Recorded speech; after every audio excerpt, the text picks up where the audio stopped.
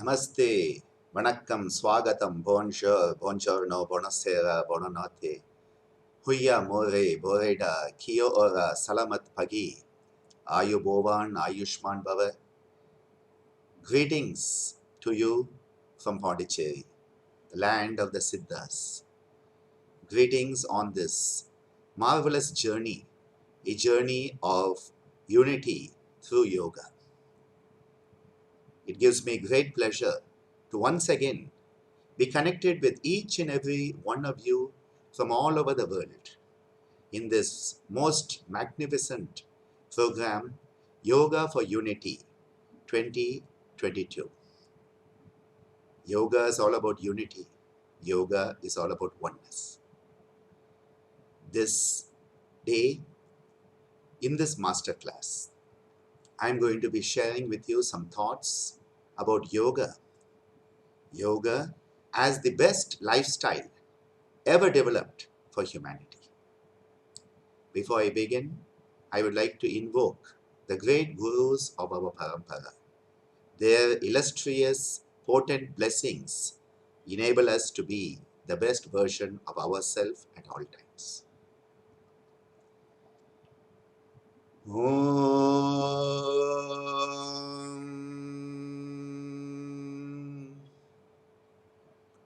Tad Paramparaye Vidmahe Jnanalingeshwaraya Dhimahi Tanno Guruः Prachodayate. Om Yoga Maharishi Dr. Swami Geetananda Giri Guru Maharaj Ki Jai.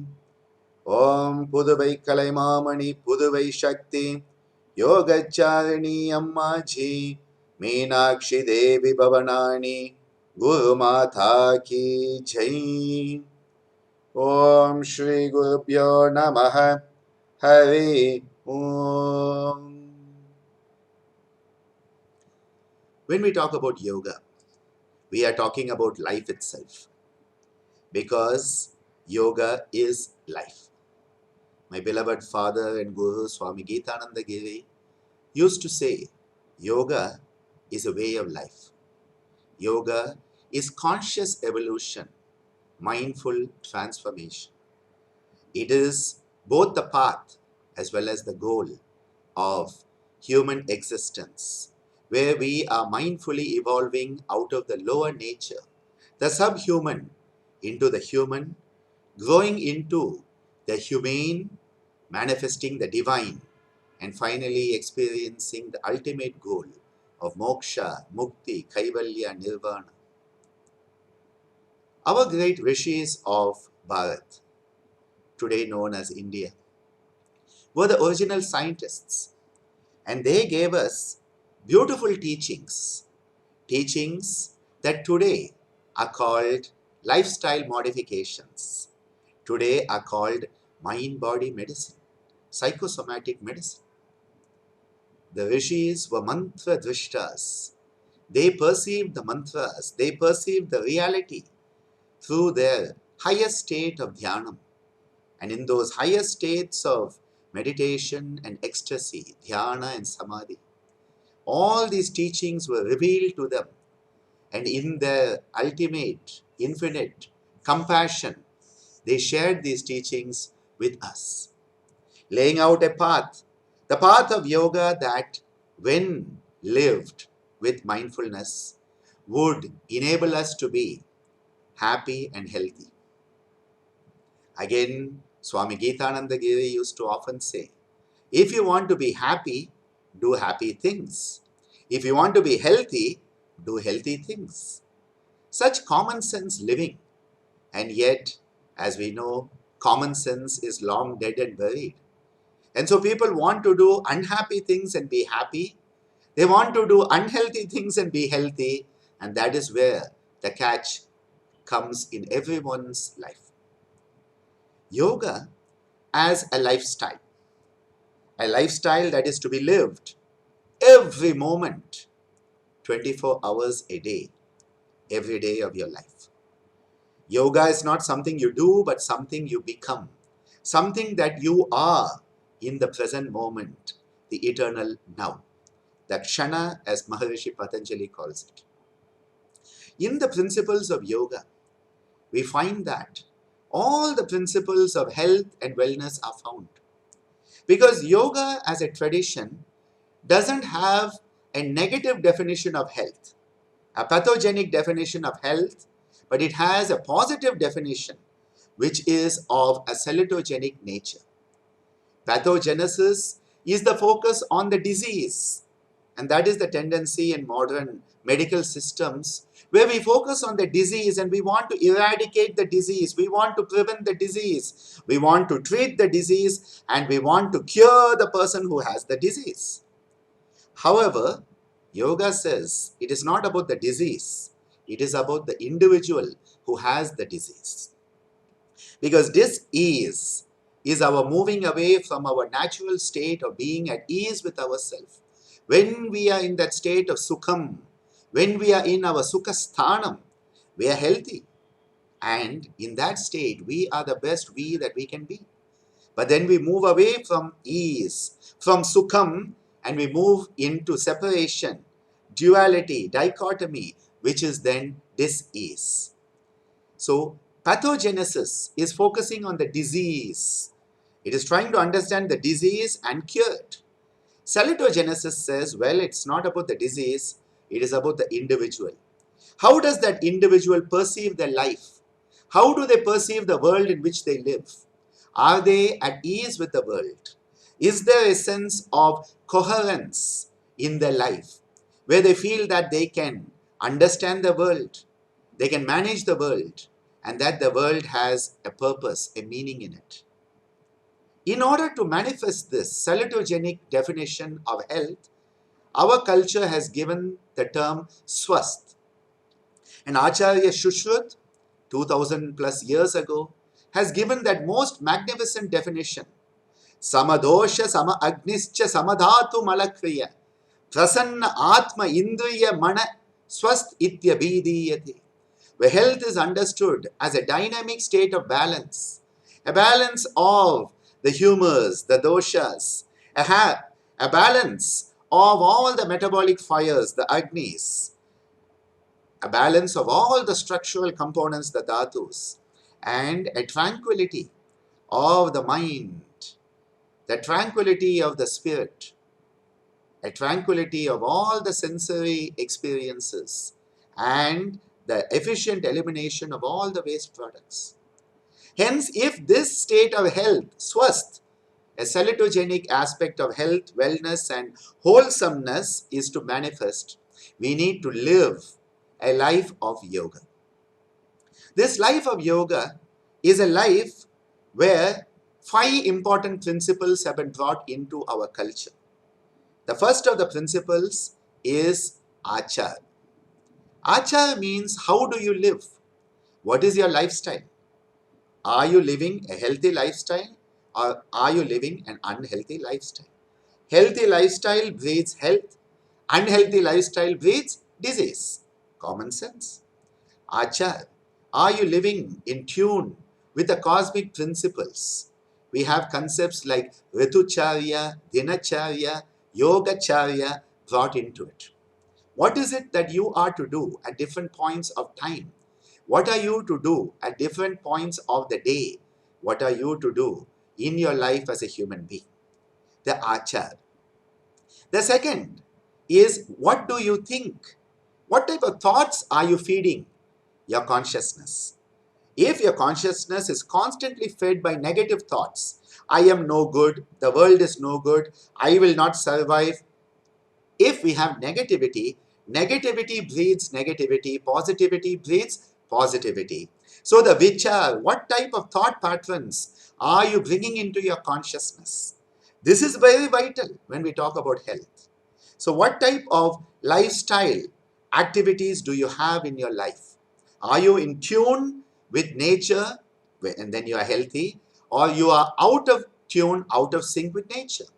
A simple example of achar is getting up at sunrise and going to bed when it is dark, so that you are regulating your sleep-wake cycle with the natural day-night, light-dark cycle. And automatically your pineal gland with all its melatonin is going to be in a natural circadian rhythm.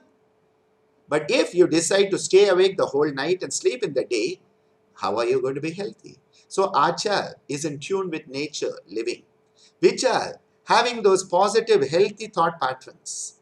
So Achar, Vichar. Then comes Ahar. What do you put into yourself as food? You put in junk, you're going to have junk. You put in healthy food, you're going to have healthy. So health depending on the adoption of a healthy diet.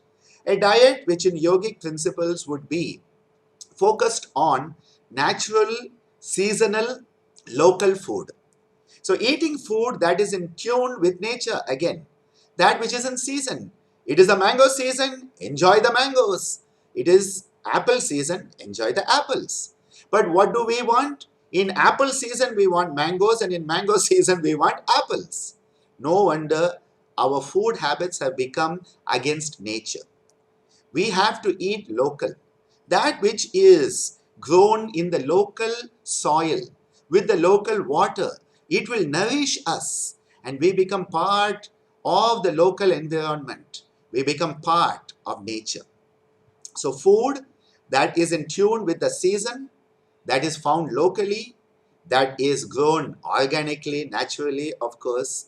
And then again, not overeating.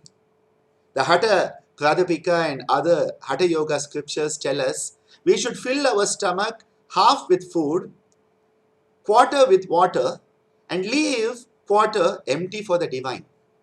The idea is always eat less than that sense of fullness. And even that sense of fullness comes much later. So by the time we have satiety, we are already overeaten. So this is a wonderful principle. Fill half your stomach with food, half with liquids, and leave half empty for the divine. What a beautiful attitude.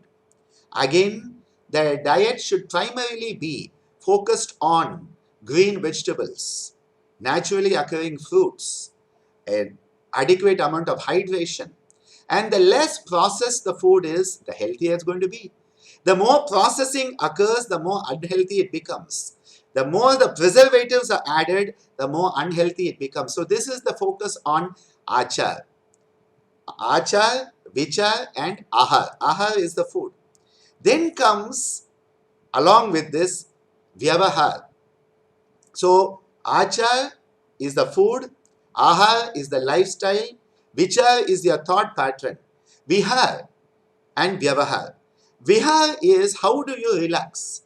What is your idea of relaxation? What is your idea of recreation? Again, it should be something that is promoting health. So you relax with a beautiful game. You go outdoors and you play a game and you relax yourself. You read an uplifting book. You watch a movie that is uplifting. You go out for a walk. You go to the beach. You go to the river and you relax with pleasing music. You sing and you play and you have a sense of relaxation. And the parasympathetic tone, the vagal recruitment can occur. But what do we do for relaxation? People go out and get drunk. People go out and smoke. People take all sort of drugs. That is not relaxation. That is again unhealthy non-lifestyle. I won't even call it an unhealthy lifestyle. It's a non-lifestyle which will breed disease. If you're going to watch a movie that is stressful, oh my God, who's going to get killed next? You're going to play a game that is stressful. Again, the stress will come in and the healing will be retarded. Hence, what type of vihar do we have? What type of recreation and relaxation do we choose? It should be appropriate for health. And then the fifth one, vyavahar, healthy relationships. How do you relate with yourself? Intrapersonal relationships. How do you relate to others? Interpersonal relationships. How do you relate to the cosmos? Transpersonal relationships. So all of these, we have to be very mindful of the choices we make. What type of lifestyle do I choose? My ahar. What type of food do I choose? What type of vihar? What type of thoughts do I choose? What type of vyavahar relationships do I choose? Achar, Vichar, Ahar, Vihar, and Vyavahar. All these five should be in tune with the principles of health, wellness, and wholesomeness. When that happens, we are in tune with the nature, and the external nature is the same as the internal. What is above is below, what is below is above. Adija Vyadi and Vyadija Adi. As we say, Andathil ullade pindam, pindathil ullade andam. Andamum pindamum ஒன்றே அறிந்து தான் பார்க்கும் போது. What's in the cosmos is in us. What is in us is in the cosmos. And when we go deep in and realize, we will have the realization that all is one. So the five-pronged approach of a yogic lifestyle. How do you live your day in tune with nature? What type of thoughts do you have in tune with health and wellness? What type of recreation do you choose? What type of food do you choose? And what type of relationships do you choose? Are they relationships that are of a satsanga nature, helping you come together in community, building a positive peer pressure towards a higher nature? Or are they of the kusanga variety, which pull you down into the swamp where illness, disease, and unhappiness and suffering lie? The choice is ours, because the superpower of being human is the power of choice. This power of choice which we need to use every moment of our life. What do I choose in this present moment? What type of relationship do I choose to manifest? What type of food do I take? What type of thoughts do I have? What type of recreation and what type of activities do I choose every moment of my life? That choice, free will create the destiny, which could be a healthy destiny or an unhealthy destiny. This is why the principles of yoga, as given by Maharishi Patanjali, the Ashtanga Yoga, they have the Yama Niyama. The Yama Niyama, the principles by which we can say no to the lower tendencies, the subhuman tendencies, which are called the Vitarkas, the deviants. We are saying no to them by adopting the Yama, the Pancha Yama, Ahimsa, Satya, Asteya, Brahmacharya, Aparigraha, Yamaha. And then we develop the humane qualities, the positive qualities, by adopting the Niyamas, saying yes to the higher evolutionary nature, by adopting Saucha, Santosha, Tapaswadhyaya, Ishvara, Pranidhana. So saying no to the lower, saying yes to the higher, Yama, Niyama. And what do these help us? They help us develop the social domain of health.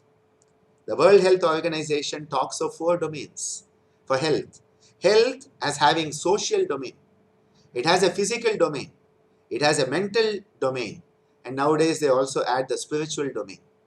So it is not just a state where you have absence of disease or deformity, but it is a positive dynamic state of wellness, well-being at the physical, mental, social and spiritual level. So Yama Niyama, as given by Maharishi Patanjali, those 2 components of the Yama Niyama, they are enabling the social dimension of health to flourish in our life. Because when you say no to the lower parts and you say yes to the higher parts, you are going to have a much better social health. Intrapersonal relationship, interpersonal relationship, and transpersonal relationships will all flourish in abundance of wellness. The second part, asana pranayama. The practices that we do, the asanas that we do, where we are seeking stability and a sense of ease through the body, using the soma, the body, to affect the mind, the psyche, somatopsychic mechanisms of all the yogasanas, choosing to put the body in certain postures in order to create healthy patterns that are homeostatic, that are creating equilibrium, sama, that balance, samadosha, sama agni of Shushruta. You are creating that sama, and a beautiful sense of balance is coming deep within us through the asana. The pranayama, where we are bringing over cortical, mindful, choice-based control over the old autonomic patterns, By changing the pattern of breathing, you are changing the way you think, you are changing the way you emote, you are changing the way you feel, you are changing the way all the regulatory mechanisms in the body are functioning. So through asana and pranayama, we can say the physical domain of health is being enhanced. Social domain through yama niyama, the physical domain through asana pranayama. We now come to the mental domain of health.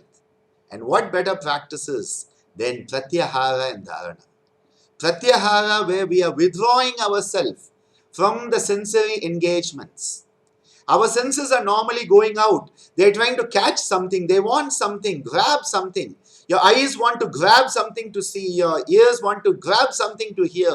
Your tongue wants to grab something to taste. Your nose wants to grab something to smell. Your skin wants to grab something to feel. You are constantly grabbing by going out. Sensory engagement. And what are you doing? You are choosing disengagement. You are disengaging yourself from the sensory apparatus. So the sensations are doing the job. They are going out and engaging. But your mind has been withdrawn. And you are choosing an introspectional journey rather than an extroverted. It is an introverted journey that is going in, and that internal journey into yourself, so that you are no longer thrown off balance by the senses. The senses are bringing their information, but you are in a place of ease, peace, and equilibrium and harmony, and hence they cannot throw you off balance. You are in a state of steady balance. No wonder mental health, the mental domain will come with the pratyahara practices.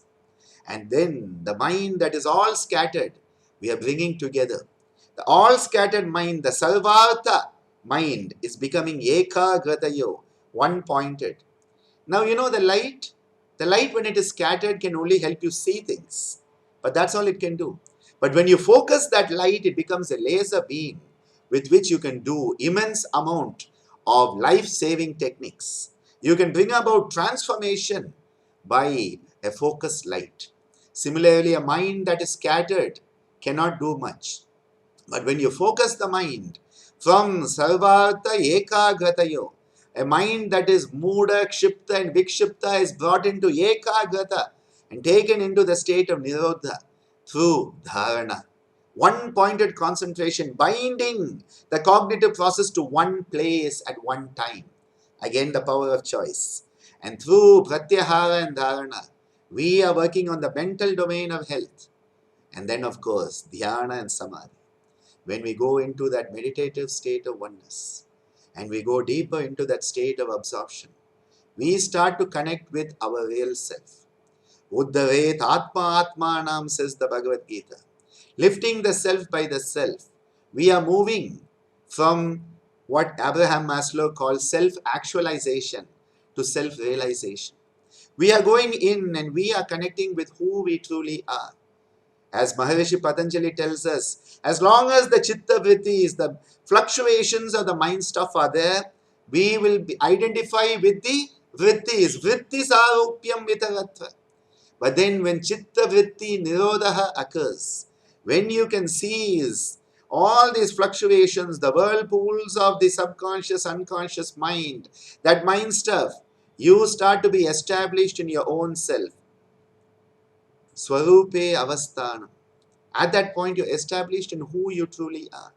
In that state of dhyana, you move from being somebody into someone who is a nobody.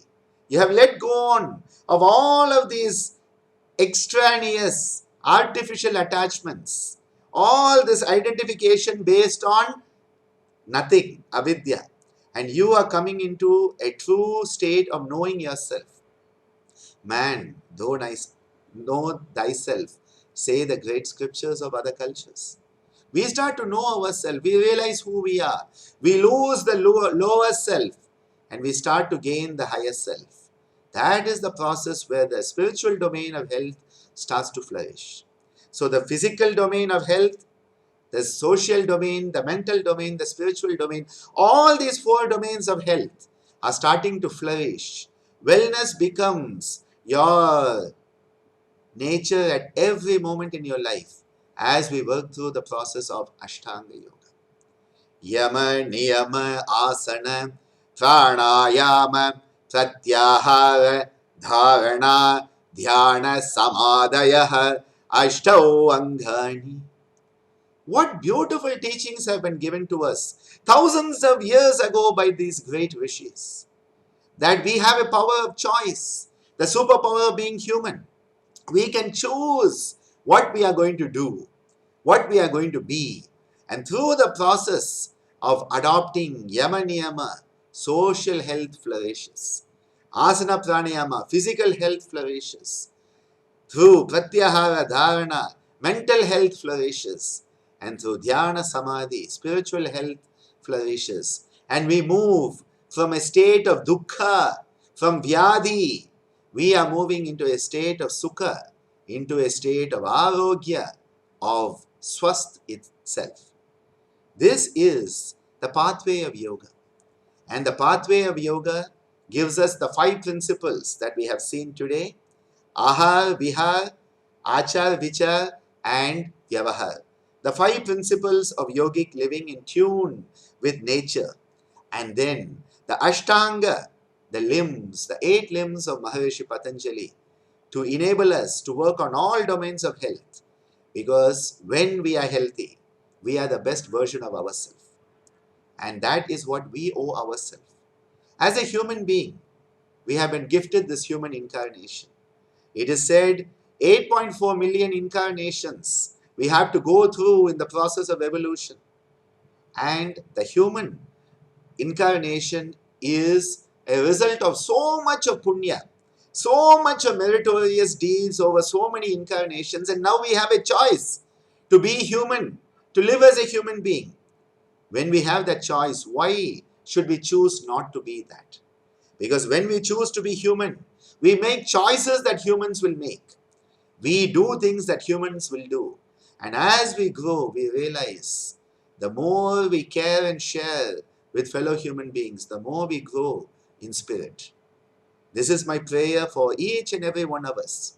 May we grow together in spirit, and may we overcome all the divisiveness, all the dichotomies that cause friction, and may we flower into that abundance of wellness, wholesomeness of spirit, and may we all realize that indeed we are one. Om Sahana Bhavatu Sahanau Bhunaktu Sahaviryam Karvavahai Tejasvinavaditamastu Ma Vidvishavahai. Om Shanti Shanti Shanti. Om Shri Gurubhyo Namaha. Hari Om. Wishing you all a wonderful journey in this 100 days towards the International Day of Yoga 2022. This opportunity of yoga for unity is an opportunity for us to truly become one. May you be blessed. May you be a blessing wherever you are. Hari Om Tat Sat.